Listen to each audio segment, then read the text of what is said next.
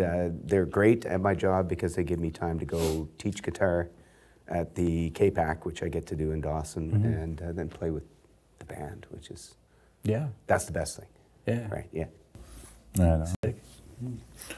As for me, well, I mean, it's probably not nearly as interesting as what these guys will tell you. Pretty much just came up from Kelowna back in, what was it, 2014, something like that. I was only supposed to be here for a week. You got stuck out here like I got stuck out here, you know? Like, this is just a glue trap. You step foot into Tumbler and your boot comes off and your other boot, and you're not walking home without boots. That's just impossible, man.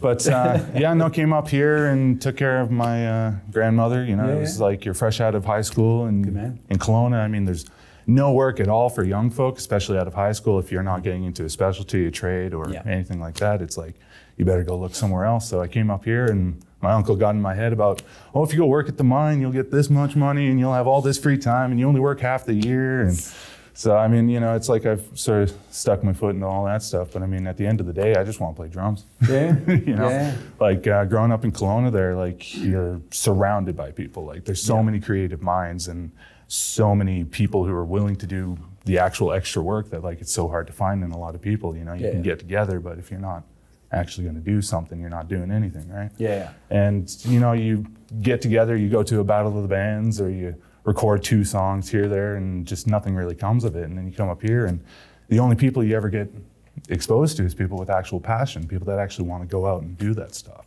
Yeah. And so, you know, just like Troy was saying, 2 days in Tumbler, you got to talk to James. It's like, all right, well, you know, and then it just kind of worked out that we started working together. So it was like, well, hey, man, I got told by my grandmother you do music. Is that true? And it's like, yeah, come on out.